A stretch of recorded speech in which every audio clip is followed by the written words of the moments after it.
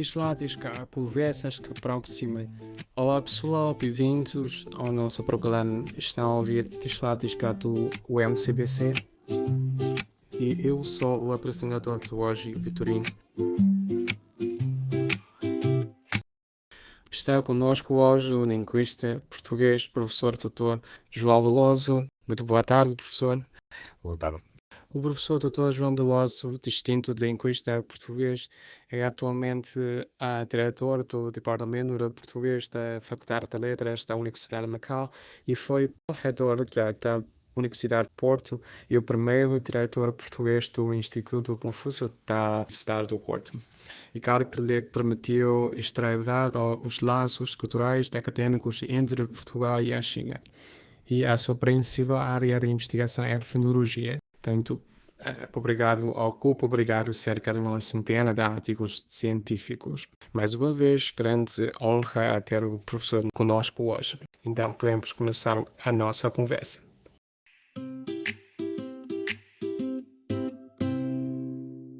A primeira parte é que vamos falar sobre a experiência aqui em Macau e na Universidade de Macau. Há 4 anos é que o professor trabalha na Universidade de Macau, não é? Quase. Sim. Quase. E qual foi a primeira disciplina que lecionou aqui na Universidade de Macau? Boa tarde, mais uma vez. E obrigado por este convite e pela apresentação. E é um prazer para mim estar aqui a falar convosco. Eu vim para Macau no verão de 2022, hoje é dia 24, portanto, eu devo ter chegado a Macau precisamente por volta do dia 30, já não me lembro bem, de junho de 2022, portanto são 4 anos. A primeira disciplina que eu ensinei foi logo no primeiro semestre do ano letivo 22-23, portanto no outono de 2022, era uma disciplina sobre escrita académica para os alunos do doutoramento em Linguística Aplicada. Foi uma experiência muito rica e inesquecível. Foram os primeiros alunos da Universidade de Macau que eu conheci aqui em Macau. E durante o tempo em que o professor ensina linguística ou a língua portuguesa a alunos chineses, tem notado alguns problemas recorrentes, por exemplo, o silêncio na sala de aula é muito comum, acho. Por acaso, não acho que seja muito comum. A minha experiência com alunos chineses de Macau ou de outras cidades da China, já tinha começado antes. Eu fui professor na Universidade do Porto muitos anos e tive, sobretudo os últimos anos que passei no Porto, portanto, que é desde 2022, muitos alunos chineses. Antes já estava... penso que já vinha sintonizado, se podemos dizer assim, para trabalhar com estes alunos tão especiais. A minha impressão dos alunos chineses, que eu já trazia da Universidade do Porto e que aqui confirmei, é que os alunos chineses são normalmente muito respeitosos, muito respeitadores, muito polidos, educados, e isso pode às vezes parecer uma falta de colaboração nas aulas ou participação, mas eu noto isso acho que desde o primeiro aluno chinês que eu conheci no Porto e que depois confirmei aqui em Macau, mesmo quando estão aparentemente muito calados, introvertidos, estão a seguir perfeitamente aquilo que está a ser falado, a ser tratado nas aulas. Com o tempo cria-se uma relação até muito bonita com os alunos.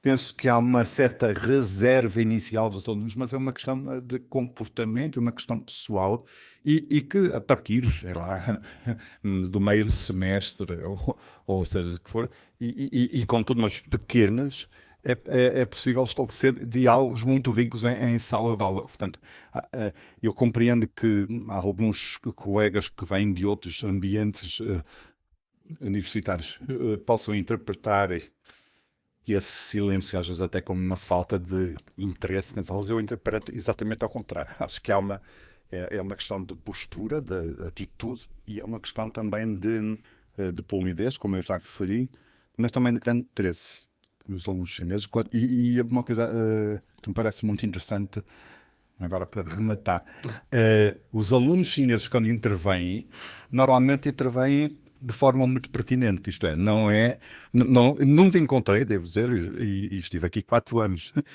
a dar aulas, nunca encontrei uma situação em que um aluno interviesse numa aula para, enfim, para perturbar ou para fazer uma graçola, enfim, normalmente sempre são intervenções muito, muito corretas, muito relacionadas com o que está a ser discutido. Ok. Tudo bem. E a próxima parte, vamos fazer uma teola intercultural chinês-português. E o professor aprendeu chinês anteriormente.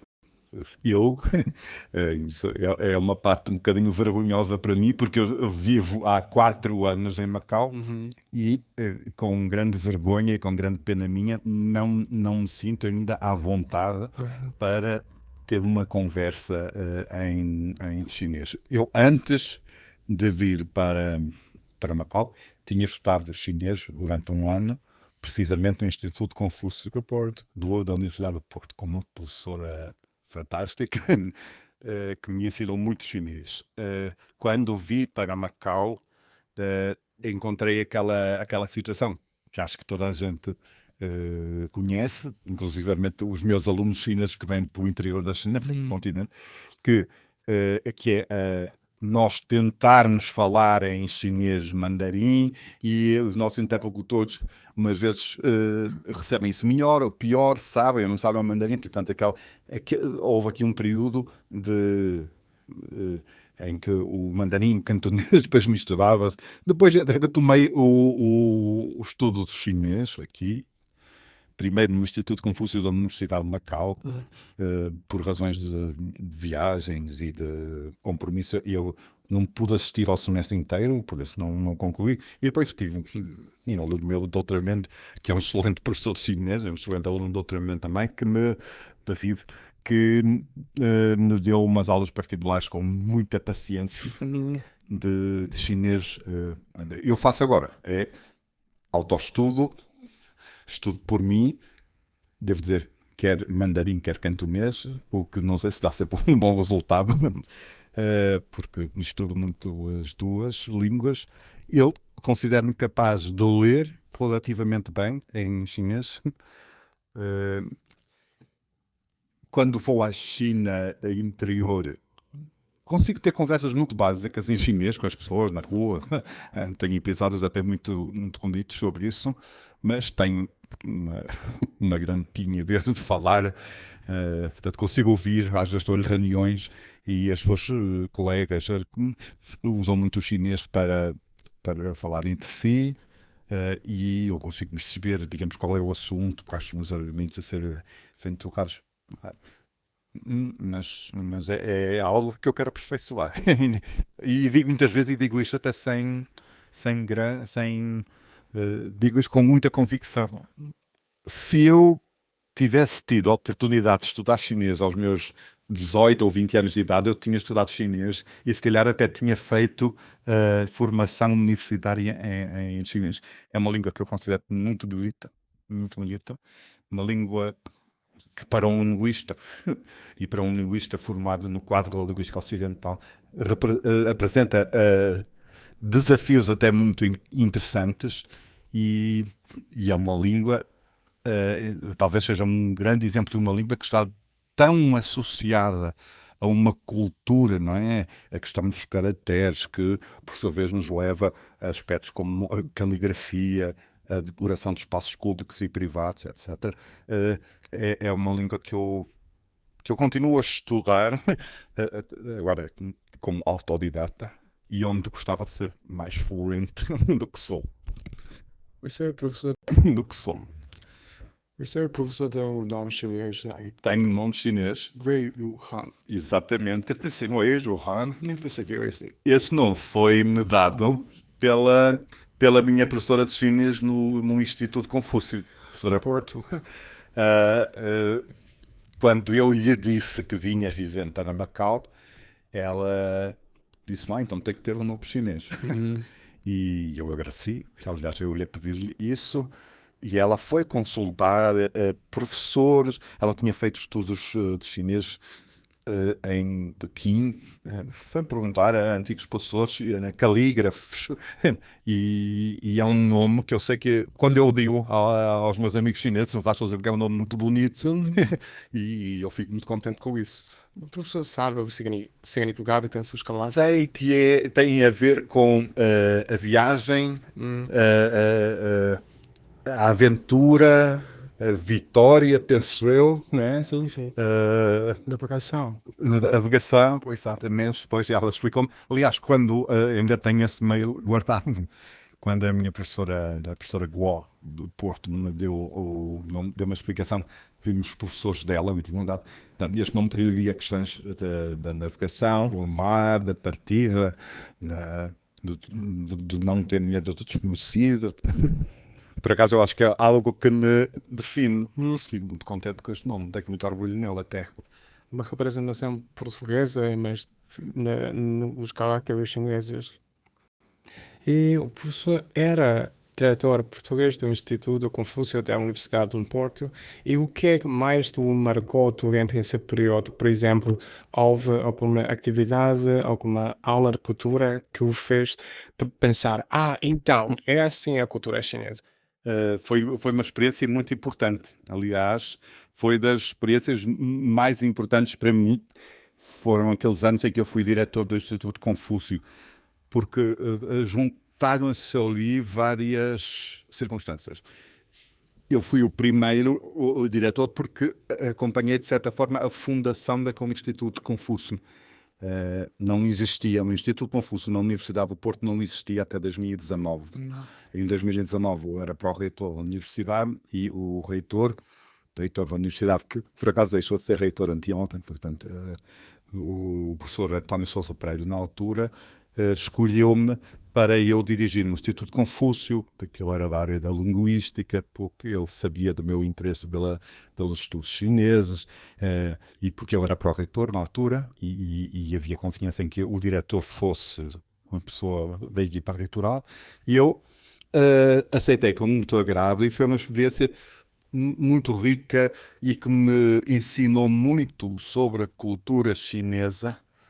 Eu digo, e também digo isso sem qualquer hesitação, eu acho que facilitou imenso a minha adaptação aqui à Universidade de Macau, porque eu, como é óbvio, trabalhava muito com instituições chinesas, com professores chineses, com alunos estagiários da China que iam ensinar chinês para o Porto, e era eu que acompanhava todo o processo, todos os processos, portanto, relativos à imigração, e foi graças ao Instituto Confúcio do Porto que os Institutos Confúcios têm sempre um diretor local, com um diretor do país que acolhe, e um diretor chinês que é enviado, na altura era enviado pelo Hanban, que é sede do Instituto Confúcio, agora tem um outro nome mais extenso, e a universidade estrangeira que recebe a delegação do Confúcio tem um protocolo especial para isso, como a Universidade da China. No caso da Universidade do Porto, esse protocolo era com a Universidade de Estudos Estrangeiros de Cantão, não é? E graças a isso eu tive a oportunidade de viajar muitas vezes para a China e de viajar muitas vezes para Cantão, que é uma cidade que ocupa dentro do meu coração chinês um espaço muito grande e muito importante. E eu lembro-me perfeitamente a primeira vez que vim à China, porque eu nunca tinha vindo à China antes, tinha muita curiosidade sobre a China, tinha muita curiosidade acerca de Macau, mas na verdade nunca tinha vindo à China, até ser diretor do Instituto Confúcio.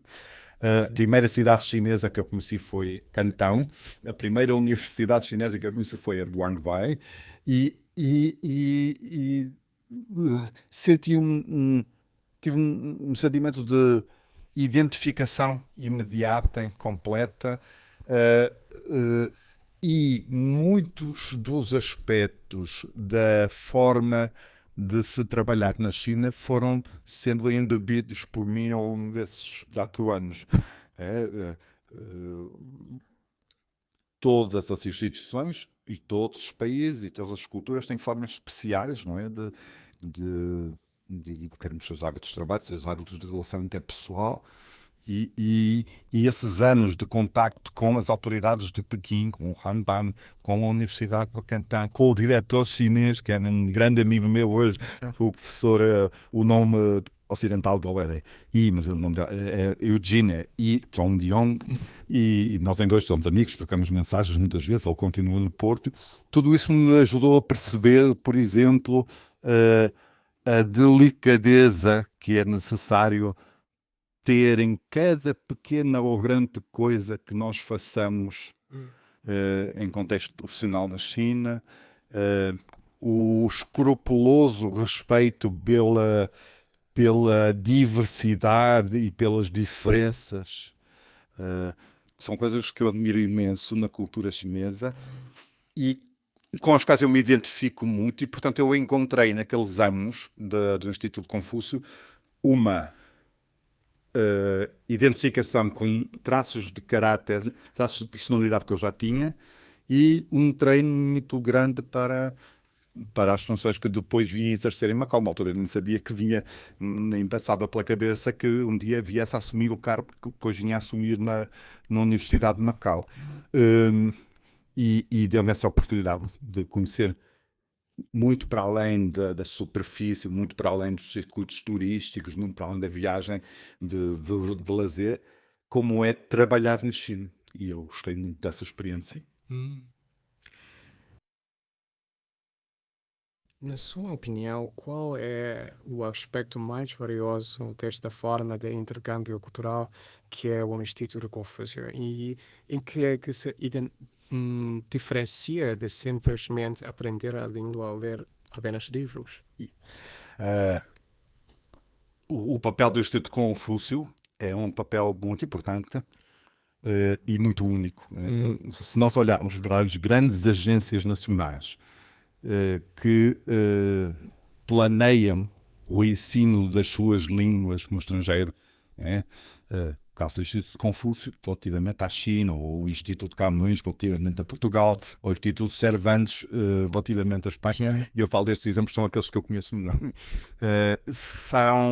Todos eles são diferentes, porque são instituições que partem de contextos sociais, académicos, políticos, etc., diferentes. No caso do Instituto Confúcio, o ensino da língua faz de uma forma diferente do ensino praticado por outras instituições análogas, e isso passa por dois ou três aspectos que me parecem muito importantes. Primeiro, o ensino da língua chinesa, tal como é feito através do Instituto Confúcio, combina duas vertentes do ensino da língua que para mim são essenciais, que são, por um lado, o ensino das estruturas da língua, o ensino da gramática e o trabalho muito grande que é necessário fazer sobre o vocabulário, os caracteres, as regras gramaticais, etc.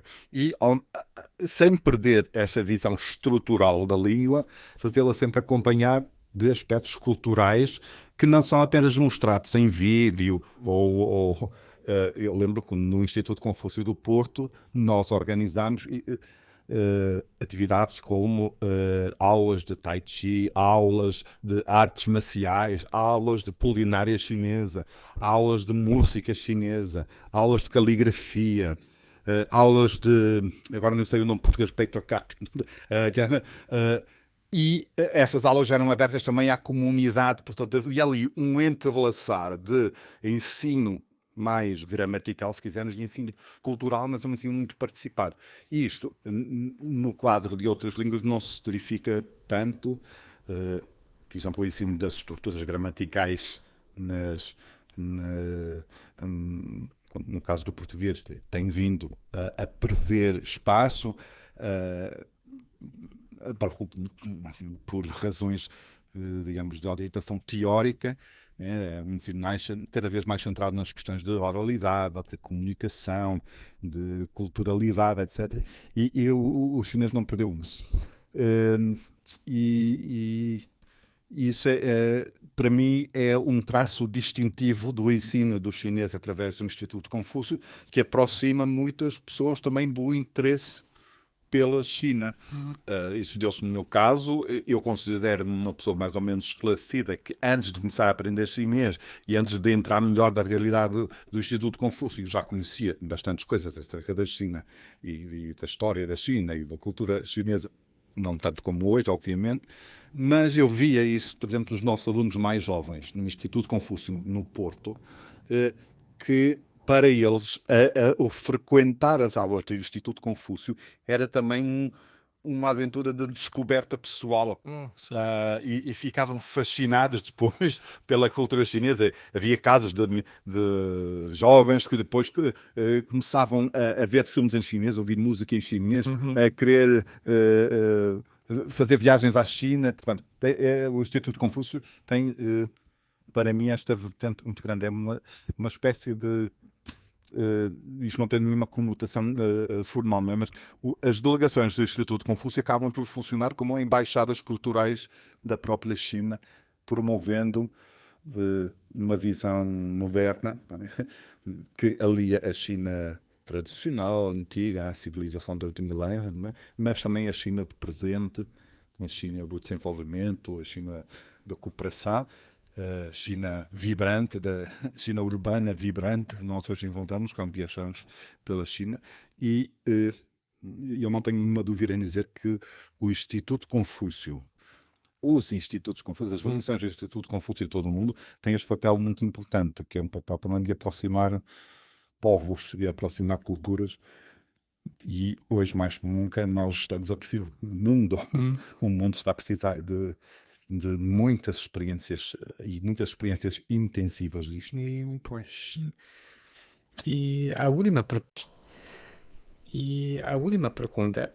Durante o seu trabalho ou carreira profissional, quer em Portugal, quer aqui em Macau, qual momento ou assunto específico o professor considera ser a maior satisfação que lhe dá? Eu considero-me uma pessoa de muita sorte e muita felicidade e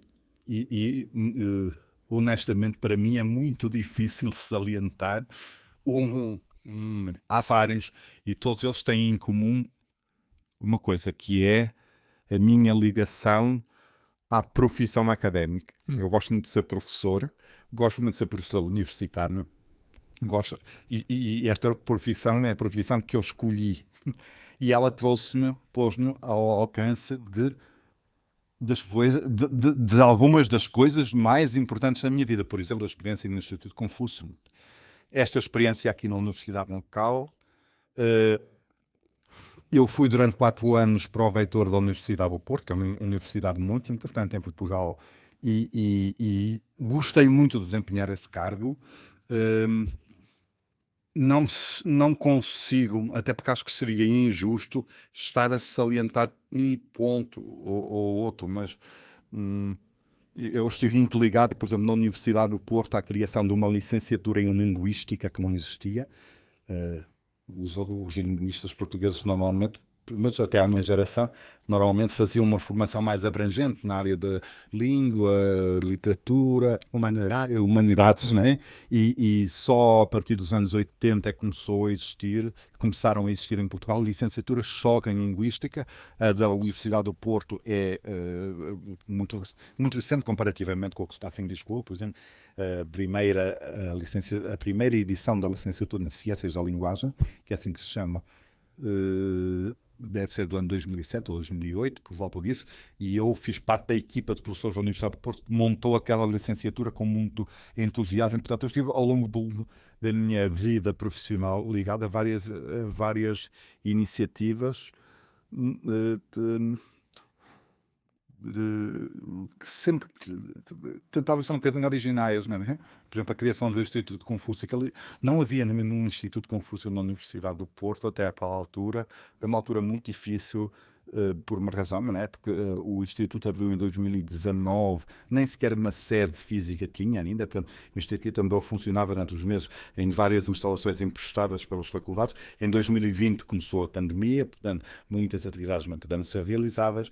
As primeiras aulas foram lecionadas em regime online, não havia visitas de estudo de alunos aqui à China. Mas era uma coisa pioneira, era uma coisa original, era a primeira vez que estava a fazer aquilo no Porto.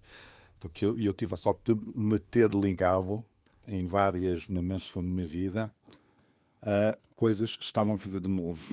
Não sei se isso também tem a ver com o meu nome chinês ou não, mas eu gosto de fazer coisas de novo e eu diria que a minha experiência aqui em Macau, o Instituto Confúcio no Porto, a minha carreira de linguista na Faculdade de Letras do Porto, o cargo de pró-reitor que eu exerci no Universidade de Porto. Eu fui presidente da Associação Portuguesa de Linguística, estava agora a esquecer-me disso durante 4 anos, que é a grande associação que reúne os linguistas de Portugal. E durante 4 anos eu estive à frente dessa associação, o que me permitiu conhecer praticamente todos os linguistas portugueses, conhecer pessoalmente. E, portanto, todos estes momentos são momentos muito especiais para mim. Eu, sinceramente, não consigo elegê-lo como... E mais 2 momentos específicos. Na semana passada realizamos o segundo fórum. Exatamente. Hoje realizamos esse podcast. Exatamente. Se eu fosse a enumerar agora as coisas boas que, graças à minha presença na Universidade de Macau desde 2022, me têm acontecido ou que eu tenho testemunhado, então nós precisaríamos de 30 podcasts para falar assim, o fórum, e se nós formos multiplicar 365 dias por 4 anos aqui, teríamos aqui mais 1 milhar de dias, e em cada um desses dias eu tive experiências muito boas. Ok.